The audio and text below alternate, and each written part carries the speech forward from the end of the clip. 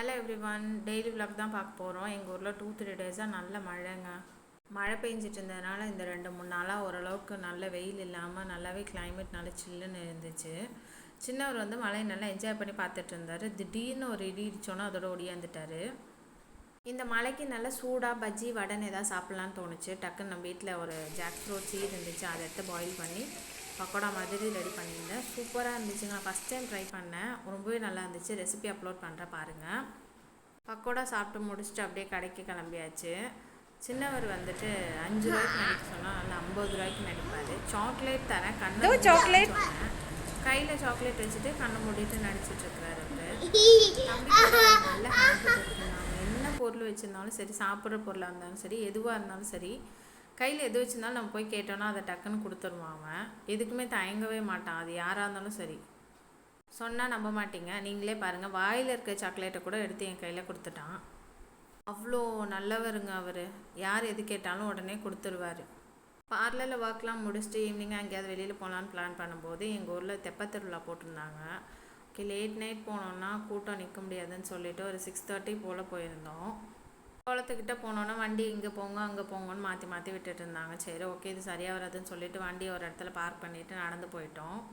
தம்பியை நான் எப்பயுமே சரி, எங்கே போனாலும் சரி, யார்கிட்டையாவது அவனுக்கு கொடுத்துருவேன், நான் தூக்கிட்டு போகவே மாட்டேன். அப்படி தான் இன்றைக்கும் அவனுக்கு ஒரு ஆள் கிடச்சிட்டாங்க. நான் வீடியோ எடுக்கிறேன்னு தெரிஞ்சே அவர் வந்து ரொம்ப சீன் போட்டுட்டு போயிட்டு இருந்தார் முன்னாடி. எங்கள் ஊர் விலாகர் பேஜில் அப்லோட் பண்ணியிருந்தாங்க. இந்த மாதிரி திறமைக்கு தேங்காய் பால்ற கடை போட்டிருப்பாங்க. அங்கே போயிட்டு எங்களோட பேர் சொன்னீங்கன்னா உங்களுக்கு எக்ஸ்ட்ராவாக ரோஸ் மில்க் தருவாங்கன்னு சொல்லிட்டு, ஸோ ட்ரை பண்ணி பார்ப்போமே அப்படின்னு சொல்லிட்டு நானும் போயிருந்தேன். நான் ஒரு பவுல் ஃப்ரூட் சாலட் தான் வாங்கியிருந்தேன். சொன்ன மாதிரியே அவங்க ஒரு கப் ரோஸ் மில்க் கொடுத்தாங்க. தம்பிக்காக தான் இதுவே வாங்கியிருந்தேன். 30 rupeesக்கு அந்த ஃப்ரூட் பவுல் வந்து ஒர்த்தான்னு கேட்டால் நான் இல்லைன்னு தான் சொல்லுவேன். அந்த ரோஸ் மில்க்லையுமே ஒன்றுமே இல்லை, வெறும் பச்சை தண்ணி, சுகருமே இல்லை. அப்புறம் தெப்பத்தை சுற்றி பார்த்துட்டு வந்துட்டோம். அதிலலாம் ஏறிலாம் பார்க்கல.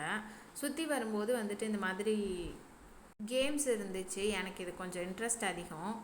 சரி, நம்மளும் ட்ரை பண்ணுவேன் அப்படின்னு சொல்லிட்டு 5 வளையம் கொடுத்துருந்தாங்க. 5 வளையம் வந்து 50 ரூபான்னு சொல்லியிருந்தாங்க. ஆனால் ஃபஸ்ட்டு 2 வாட்டி மிஸ் பண்ணிட்டு 3rd டைம் வந்து ஃபிஷ் பவுல் வந்து நான் போட்டேன். எனக்கு பயங்கர ஹாப்பி ஆகிடுச்சு. சரி, ஓகே, நெக்ஸ்ட்டு அந்த ஜாடி தான் நான் டார்கெட் பண்ணேன், பட் மிஸ் பண்ணிட்டேன். ஃபிஷ் பவுல் கிடச்சதே எனக்கு போதும் அப்படின்னு சொல்லிட்டு 50 rupees கொடுத்துருந்தேன். அது எப்படியும் 100 rupeesக்கு மேலே தான் இருக்கும்.